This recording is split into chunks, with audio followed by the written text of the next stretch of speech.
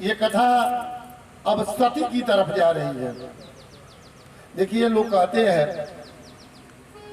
कि महाराज जी, हमारा परिवार में न बेटा बात मान रहा है, न पत्नी बात मान रही है, न भाई बात मान रहा है, परिवार बहुत विखंडित हो रहा है, परिवार कहने लायक नहीं है। अरे हम कहते हैं कि शंकर जी से किसका परिवार हिंसक होगा? सबसे खतरनाक परिवार, चाहे वो इस समय हो चाहे पौराणिक काल में हो, शंकर जी से खतरनाक परिवार किसी का नहीं है। लेकिन सबको शंकर जी लेकर के साथ चलते हैं। जैसे शंकर जी के किस पर बैठते हैं? बैल पर। और पार्वती जी किस पर बैठती है? बाघ पर, सिंह पर। और सिंह का सबसे प्रिय भोजन जो है वो बैल है, जीव है। भगवान शंकर के गले में सर्प है और सर्प का सबसे प्रिय भोजन क्या है? मूस है, मूस। वो भी गणेश जी के पास है, उसी परिवार में है। और सांप को खाने वाला इस संसार में कौन जीव है? तो मोर है। मोर बड़ा प्रिय ढंग से सांप को खाता है, वो भी उसी कार्तिक जी की सवारी है। सभी एक एक गैरेज में अपनी अपनी गाड़ी रखते हैं। ये नहीं है कि कार्तिक की अलग गैरेज बना है, वो अपना मारुति रखेंगे, वो उसमें अपना फिएट रखेंगे, कुछ नहीं। सभी एक ही गैरेज में रहते हैं, सबका गाड़ी। लेकिन कोई किसी को काटा और खाता नहीं है, न काटता है, न खाता है, न डेराता है। कारण उसका मालिक घर का शंकर जी जैसे दिव्य पुरुष है, जिसके माथे पर हमेशा ज्ञान गंगा बहती रहती है। तो घर का मालिक यदि ज्ञान युक्त रहेगा तो हिंसक परिवार भी अहिंसक बन जाएगा। इसलिए परिवार के विखंडता में सदस्यों का दोष नहीं होता है, परिवार के मालिक का दोष होता है। परिवार का मालिक शंकर जी जैसा बन जाए तो एक से एक हिंसक उस परिवार में है, कोई किसी का नहीं बिगाड़ रहा है। उसी घर में बाघ भी है, उसी गैरेज में बैल भी रखा जाता है, उसी घर में उसी गैरेज में सर्प भी है, मोर भी है, मूस भी है, सभी तो उसी में है और कोई किसी को नहीं काट खा रहा है। इसलिए परिवार भी खंडित हो तो रोइए मत, अपनी कमी खोजिए। कौन खोजेगा? तो घर का मालिक खोजेगा। क्योंकि यदि वो भी ज्ञान, अपने ज्ञान के द्वारा यदि कंट्रोल करना चाहे तो अपने परिवार को कर सकता है, अन्यथा परिवार बिखर जाएगा। महाभारत का युद्ध का कारण क्या हुआ? गीता के जैसे 18,000 श्लोक, 12 स्कंद श्रीमद् भागवत में है, जो मैं आप लोगों को सुना रहा हूं। तो गीता में भी 18 अध्याय है। इतना बड़ा महाभारत होने का औचित्य कारण क्या था? कारण धृतराष्ट्र था। धृतराष्ट्र का अर्थ क्या होता है? क्योंकि मैं पहले ही बताया कि नाम के अनुसार गुण होता है। धृत माने पकड़ना और राष्ट्र माने सत्ता। जो ऐश्वर्य, धन, सत्ता को पकड़ करके रखना चाहे वही धृतराष्ट्र है। वो दुर्योधन के बाप ही धृतराष्ट्र नहीं थे। हम लोग के परिवार में भी यदि सिर्फ सत्ता, गुण अवगुण न दे करके सिर्फ सत्ता सुख लिया जाए वही धृतराष्ट्र है। तो अर्जुन से भगवान पहला श्लोक कहे गीता में, संजय पूछ रहे हैं धृतराष्ट्र, क्या है संजय, ये बताओ कि वहां लड़ाई में अभी क्या हो रहा है? तो संजय कहते हैं कि हे प्रभु, युद्ध से अर्जुन भाग रहे हैं, लेकिन कृष्ण उनको ज्ञान देकर के युद्ध करा रहे हैं। का तो धर्म क्षेत्रे कुरुक्षेत्रे समवेता युजुत्सवः मामकः पांडवाश्चैव किम कुर्वति संजय। अरे धृतराष्ट्र यही कर रहा है, हे संजय, मेरे और पांडवों के पुत्रों के बीच में क्या हो रहा है? जहां मेरे लग जाते हैं, भगवान कहते हैं कि वहां से मैं गायब हो जाता हूं। जहां मैंने ये किया, मैं ये कर रहा हूं, तो भगवान कहते हैं कि मैं यहां से भट जाता हूं। वही बोला कि धर्म क्षेत्रे कुरुक्षेत्रे समवेताजुजुत्सव मामका पांडवाश्चैव। मेरे और पांडवों के पुत्रों के बीच में क्या हो रहा है, उसको दोनों में अलग करने की क्षमता आ गई थी। ये मेरा लड़का है। अरे घर बिगड़ जाता है यदि दोनों हाथ में आप मिठाई लिए हो और आप घर के मालिक हो, और आप समझ रहे हो कि मेरा बेटा इधर से आएगा और भाई का बेटा इधर से आएगा। यदि वो उल्टा आ गया तो आप हाथ यदि ऐसे कर दिए कि बढ़िया का मेरा बेटा तो इधर आ गया, तो घर बिगड़ गया। वही कह रहे हैं कि माम का पांडवाश्चैव किम कुर्वति संजय। हे संजय, मेरे और पांडवों के पुत्रों के बीच में क्या हो रहा है, इसी पर पूरा महाभारत हो गया। तो मैं शब्द अपने जिंदगी से जीव को निकाल देना चाहिए कि मैंने किया। मैं तो कुछ कर ही नहीं सकता है, मैं नहीं कर सकता है। यदि परमात्मा नहीं चाहे तो किसी से कोई नहीं, जीव माध्यम बनता है। करना कराना परमात्मा के ऊपर है। शंकर जी की एक शादी हुई थी। मैं दक्ष प्रजापति ब्रह्मा के पुत्र हैं। दक्ष प्रजापति की 15 लड़की थी, 14 भिन्न भिन्न प्रकार से किसी न किसी से ब्याह ही गई थी। क्योंकि इसमें सती की कथा आती है 3 अध्यायों में सती के बारे में। क्योंकि यदि सभी जब तक अवतार नहीं हो जाएंगे तो कल भगवान राम और कृष्ण का अवतार नहीं हो पाएगा। इसके पहले और राजा परीक्षित जो है वो बार बार उद्वेलित कर रहे हैं सुखदेव जी को, आखिर अब कृष्ण के बारे में बताइए। तो वो कहते हैं कि कैसे बता दूं, इसके पहले बहुत अवतार हुए हैं, मैं रोज 2-2 4-4 अवतार की कथा आप लोग को सुना रहा हूं। तो सती जो है वो 15वीं पुत्री थी अपने पिता दक्ष प्रजापति की। उनका विवाह शंकर जी के साथ हुआ था। एक समय की बात है, सभी ब्रह्मा विष्णु जितने भी देवगण हैं, देवता हैं, सभी का एक मीटिंग था स्वर्ग लोक में। शंकर जी के ससुर का नाम दक्ष प्रजापति हुआ। जब वो अपनी पुत्री सती का विवाह किए तो ये बड़ा अहंकारी स्वभाव के हो गए थे।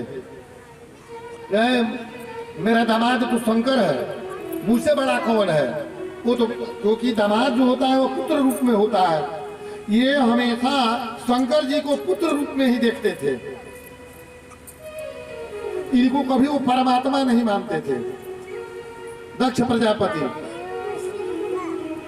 एक दिन की बात है कि जब भगवान नारायण स्वर्ग लोक में मीटिंग चल रहा था तो उसी मीटिंग में ये जान करके लेट से पहुंचा कि कौन कौन लोग मुझे प्रणाम करते हैं या नहीं करते हैं। मैं भी तो हिमालय का राजा हूँ, ब्रह्मा का पुत्र हूँ, शंकर जी मेरे दामाद है।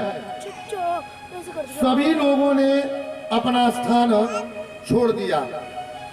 2 लोग नहीं उठे, शंकर जी नहीं उठे और ब्रह्मा जी। अब ब्रह्मा जी को तो इस कहा कि ये तो मेरे पिता है, ये नहीं उठे तो ठीक है, लेकिन ये कहीं क्यों नहीं उठा मेरे स्वागत करने के लिए शंकर जी को। ये तो मेरा दामाद था, दामाद पुत्र होता है। अब मैं इनको श्रापित करूंगा।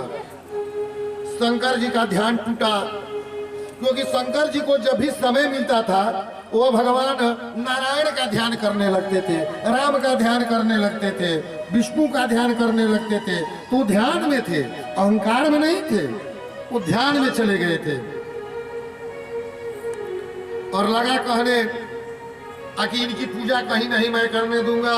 कोई भी यदि यज्ञ इस पृथ्वी लोक में करेगा तो शंकर जी का पूजा नहीं करेगा। ये मेरा दामाद है और मेरा इज्जत नहीं किया। शंकर जी ने सोचा आखिर ब्राह्म विवाह विधि से मैं कन्या ग्रहण किया हूँ, आखिर ये मेरा पिता ही हुए। उठ करके चल दिए कि जवाब नहीं दूंगा। जवाब देने से, अपने से बड़ों को जवाब देने मृत्यु तुल्य है, मृत्यु तुल्य कष्ट है। यदि अपने से बड़ों का आपने जवाब दे दिया तो मृत्यु तुल्य कष्ट है। शंकर जी वहां से चल दिए। एक दिन जब ये कर दिया कि कोई शंकर जी का पूजा नहीं करेगा, यज्ञ में हम शंकर जी का भाग नहीं देंगे, तो जो उत्तर और पूर्व का कोण होता है वो शंकर जी का स्थान है। इसलिए आप लोग भी अपने घर में उत्तर और पूर्व के कोण को हमेशा पवित्र रखिएगा, क्योंकि वही पूजा का जगह होता है। उत्तर और पूर्व का कोना शंकर जी का स्थान, जिसको ईशान कोण बोलते हैं। तो वो कहा कि ईशान कोण में कोई वेदी वोदी नहीं बनेगी, न इनकी आहुति होगी, न इनको कोई कुछ करेगा, और इसका प्रयोग मैं ही पहले करूंगा। यज्ञ की रचना हो गई और उनके यज्ञ के आचार्य हुए भृगु ऋषि। भृगु ऋषि को वो आचार्य बना दिया। कौन? प्रजापति, दक्ष प्रजापति। यज्ञ प्रारंभ हो गई। बहुत से लोग कैलाश पर बैठे हुए हैं, शंकर जी और माता सती दोनों जब बैठे हैं, ऊपर से सब विमान जा रहे हैं। तो सती पूछती है, इसके पहले भगवान जो है वो सती को अपने बाएं स्थान से हटा चुके थे, क्योंकि राम को परीक्षा लेने गई थी। सन्मुख बैठा दिए थे, क्योंकि पत्नी का स्थान सेजे अभिषेके भी प्रपाद प्रक्षालने भारजा तिष्ठति वामतः। बाएं उलंग में पत्नी कब कब रहती है, शास्त्र कहता है, नहीं तो हमेशा दाहिने रहेगी। पत्नी हमेशा दाहिने रहती है, बाएं कब कब रहेगी। सेजे अभिषेके विप्रपाद प्रक्षालने भारजा तिष्ठति वामतः। सेज पर, सैया पर सोते समय और अपने गुरु का पैर धोते समय, और जब पंडित जी लोग जल से अभिषेक करे उस समय, ये रुद्राभिषेक नहीं, जल का जब अभिषेक करने लगे तो पत्नी 3 जगह पर ही बाएं बैठती है। उसके बाद सभी समय में वो दाहिने बैठती है। तो भगवान ने तो उसी समय त्याग दिया कि तुमको बाएं में दाहिने नहीं बैठाएंगे, सन्मुख तू बैठो। तुम तो राम की परीक्षा लेने चली गई थी। सती सन्मुख बैठी हुई है। भगवान शंकर जी से पूछ रही है, ये ना, ये सब विमान कहाँ जा रहे हैं? ये विमान जाने का औचित्य क्या है? आगे कोई यज्ञ कर रहा होगा, तो कहाँ यज्ञ हो रहा है? तो ये यज्ञ हिमालय पर हो रहा है। तो फिर जो है वो कुश्ती है, आगे किसके यहाँ हो रहा है? औरत की ये खूबी कहिए या कमी कहिए, वो अपना अंतिम बात जब तक वो चाहती है वो जवाब नहीं दे देंगे, तब तक एक एक प्रश्न बार बार पूछती रहेगी।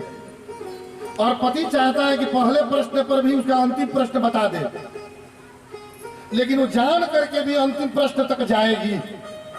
शंकर जी से पूछती है सती, आखिर कहाँ हो रहा है? तो हिमालय पर। कौन कर रहा है? तो छोड़िए सती, तुमको क्या मतलब है कोई कर रहा हो? तो नहीं बताइए ना। तो आप तुम्हारे पिता कर रहे हैं, तो हम लोग नहीं चलेंगे। तो कहाँ निमंत्रण है, न्योता कहाँ है?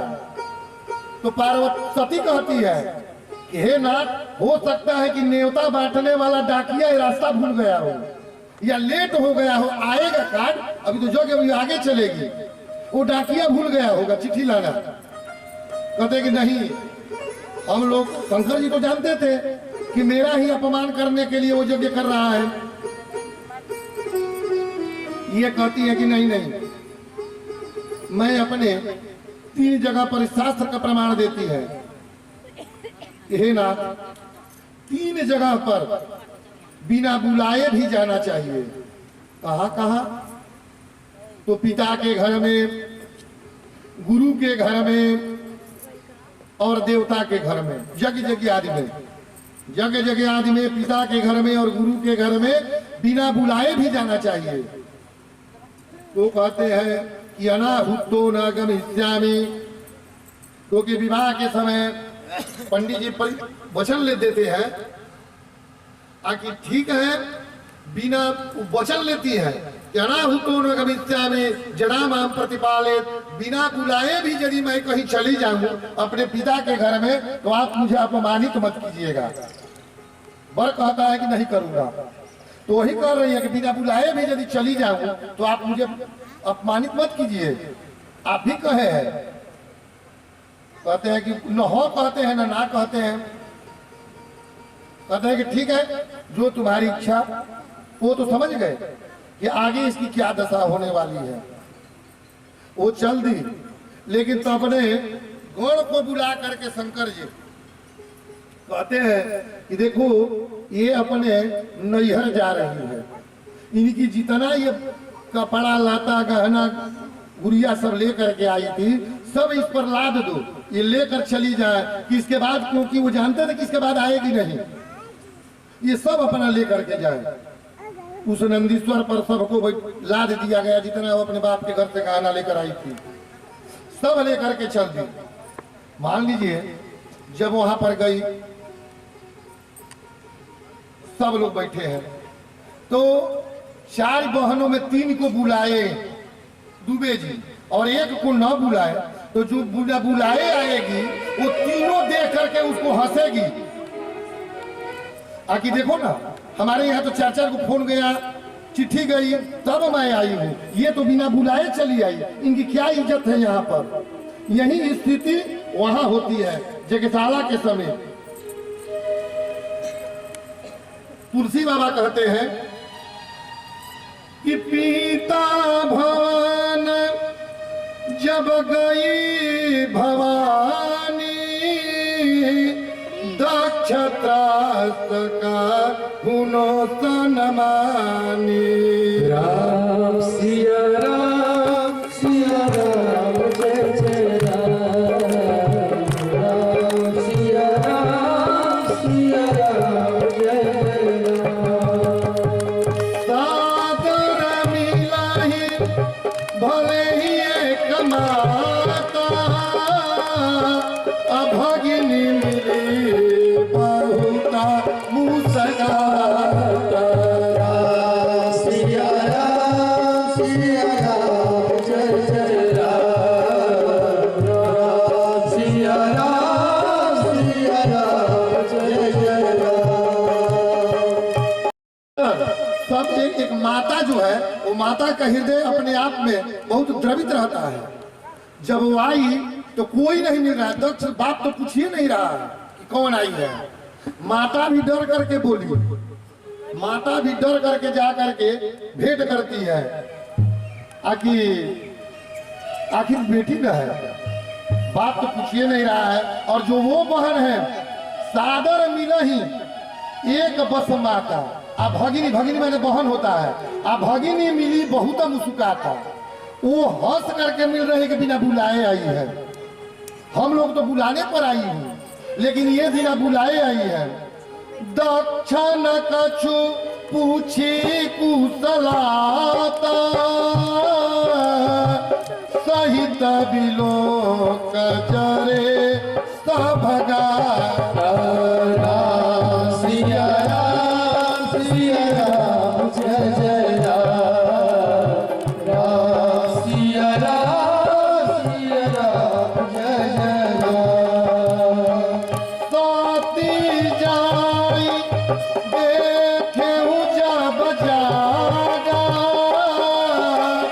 कतहु नदी का शंभु कर भागा। सिया राम जय जय राम, राम सिया राम जय जय राम। यज्ञ की परिक्रमा कर रही है। आप लोग के यहाँ यज्ञ हो रहा है, वहाँ शंकर जी का स्थान दिया गया है। जब उत्तर और पूर्व के कोने पर जाती है, कोई बहन नहीं बोलती है, बोलने की यदि कोशिश भी करती है तो अवर जो 14 को बहन है, क्योंकि शंकर जी से कही थी, शंकर जी बोले थे कि तुम मत जाओ, कहेगी क्या है, हमारी बहन आई है, हमारे जीजा जी लोग आएंगे, हमारी बहन की पुत्री आएंगे, उनकी बेटी आएगी, जीजा जी हमसे ये प्रश्न पूछेंगे, मैं ये जवाब दूंगी, मैं जाऊंगी, ये सब कही थी। लेकिन कोई डर से नहीं बोल रहा है कि यदि इसे बोलूंगी, बहन सोच रही है तो पिताजी अगले बार मुझे भी नहीं बुलाएंगे, इसलिए इनको छोड़ देती है और ये लगी जगशाला की परिक्रमा करने। जब जगशाला की परिक्रमा करते करते जब उत्तर की तरफ जाती है, उत्तर और पूर्व के कोने पर, तो वहां पर देखती है कि असंख्यात रुद्र का स्थान नहीं है। तब तो अब लज्जा में पड़ गई कि अब किस मुख से मैं उनके पास जाऊं। वो कहे थे, वो रोके थे कि तुम मत जाओ, लेकिन मैंने बात नहीं मानी। यहाँ पर इस अपमान को देख करके सती अब रोने लगती है। तव चित चढ़े जो शंकर कहे, प्रभु अपमान समाज कर दे। सिया राम सिया राम जय जय राम, सिया राम जय जय राम। यद्यपि जगदा रुन दुख नाना, सबसे कठिन जाति अपमान। सिया राम जय जय राम, सिया राम जय जय राम। देखिए क्या कर रही है सती जी। सती जी को और कुछ दुख नहीं हुआ, सबसे कठिन जाति अपमान। हम पंडित जी हैं, हमको कोई दूसरा अपमान कर दे तो दुख नहीं लगेगा, लेकिन यदि मेरे बिरादरी का, मेरे डिपार्टमेंटल कोई विरोधी मेरा करेगा तो मुझे बड़ा कष्ट होगा। उनकी बहन की हंसी जो थी वो अपमान समझने लगी। सबसे कठिन जाति अपमाना। अपना नजदीक वाला जब अपमान करने लगे तो दुगुना चौगुना दुख हो जाता है। यदि नजदीक वाला, तो उनकी बहन ने जो भाषा का प्रयोग किया कि तुम तो बिना बुराई चली आई, सब हंस रही है, ये कष्ट उनसे बर्दाश्त नहीं हुआ। और कर दे वो बर्दाश्त हो जाएगा, लेकिन अपने घर के, अपने परिवार के, अपने नजदीक वाला यदि अपमान करे तो बड़ा कष्ट होता है, वो कष्ट दूर नहीं हो पाता है। दूसरे का किया गया अपमान जीव भूल जाता है, मनुष्य भूल जाते हैं, लेकिन यदि अपना नजदीक वाला कोई अपमान कर दे तो भूले नहीं भूला जाता है। इसलिए अपने नजदीक वालों को कभी भी अपमानित मत करिए। नहीं, यदि आज उनकी बहन ने अपमान नहीं किया होता तो सती का अपने शरीर को नहीं वहां पर जाकर के जलाती। समुझी सो सती भय हुआ अति क्रोधा, बहु वेद जननी के न प्रबोधा। सिया राम जय जय राम, सिया राम जय जय राम। तजिहु तुरत दे तेहिए तो उर्धर चंद्र मौल विष के राम सिया राम जय जय राम, राम सिया राम जय जय राम। अब क्या की सती वहीं पर अपने शरीर से ही अग्नि उत्पन्न की, अपने शरीर से अग्नि को उत्पन्न करके और वहीं पर अपना शरीर त्यागने का व्यवस्था कर दिया। अस कहीं जोग अग्नि जन जारा, अस कहीं जोग जगनी जन जारा, अभय सकल हाहाकारा। हाहाकार मच गया और उसी उत्तर कोण पर, इसीलिए वास्तुशास्त्र कहता है कि उत्तर दिशा में उत्तर और पूर्व के दिशा में, और लोग लगे पानी से उनको ठंडा करने। उत्तर और पूर्व के कोण से पानी पिया जा सकता है, लेकिन अग्नि का रसोई घर कुंड नहीं रखा जा सकता है, क्योंकि उसी कोण पर सती जो है जा करके अग्नि को उत्पन्न करके अपने शरीर को जला दी। वहीं पर सती का अंत हो जाता है। और इधर ये जो है अपना कीर्तन नारायण का कर रहे हैं। जब भी टाइम शंकर जी को मिलता है वो शंकर जी अपना कीर्तन प्रारंभ कर लेते हैं और अपने नारायण को ध्यान करने लगते हैं। नारद जी जाकर कहते हैं कि हे प्रभु, अरे उठिए समाधि से, आप कितने देर तक समाधि में रहिएगा। उधर आपकी सती जो है वो अपने शरीर से अग्नि उत्पन्न करके और अपने शरीर को जला ली। शंकर जी कहते हैं कि क्या? तब अपने एक जटा से एक बाल को तोड़ते हैं और बाल को तोड़ करके एक वीरभद्र नामक एक अपना गण पैदा करते हैं और वीरभद्र से कहते हैं कि हे वीरभद्र, जा करके दक्ष प्रजापति के यज्ञ को विध्वंस कर दो। दक्ष प्रजापति चल देता है। दक्ष प्रजापति के यज्ञशाला के नजदीक वीरभद्र जी जाते हैं और जाकर के जितना कलश उलस था सबको पटक देते हैं। जग के आचार्य भृगु ऋषि के दाढ़ी को हिलाने लगते हैं, नोच देते हैं, सब कुंड में पानी भर देते हैं जहां हवन हो रहा है। अब जो है शंकर जी सब देख रहे हैं कि कुंड में पानी भर गया, जग विध्वंस हो रहा है। और इसके बाद भी दक्ष प्रजापति के वो गर्दन को काट करके और उसी कुंड में डाल देते हैं। दक्ष प्रजापति की वहीं पर मृत्यु हो जाती है। तब शंकर जी आते हैं, यज्ञ रुक जाता है और शंकर जी सती के जले हुए शरीर को लेकर के नंगे बदन अर्धनग्न अवस्था में अपने शरीर को करके और पागल हो जाते हैं। सती के शरीर को अपने कंधे पर लेकर के और लगे भूअर लोक पृथ्वी लोक में घूमने। लोगों ने समझा, देवताओं को समझ में आई कि ये भगवान भोलेनाथ को क्या हो गया। सभी लोग नारायण के पास जाते हैं और नारायण से विनती भक्ति प्रार्थना करते हैं कि हे भगवान नारायण, आप जो है वो शंकर जी को समझाइए और शंकर जी को समझा करके उनको शांत कीजिए। और भगवान नारायण क्या करते हैं कि अपने चक्र के द्वारा उस सती को जो अपने कंधे पर लेकर के घूम रहे थे उनको 51 जगहों से काट देते हैं और जहां जहां जो अंग गिरा वही शक्तिपीठ बन गया। कामाख्या में ये गिरा, विंध्याचल में भगवती का हृदय गिरा, कहीं मैहर में पैर गिरा। मैंने इसी प्रकार से जो जो जगह पर है जहां जहां पर वो काट करके गिरा है सती का स्थान, वही सिद्ध पीठ बना है। और सभी लोग भोलेनाथ और नारायण की प्रार्थना कर रहे हैं।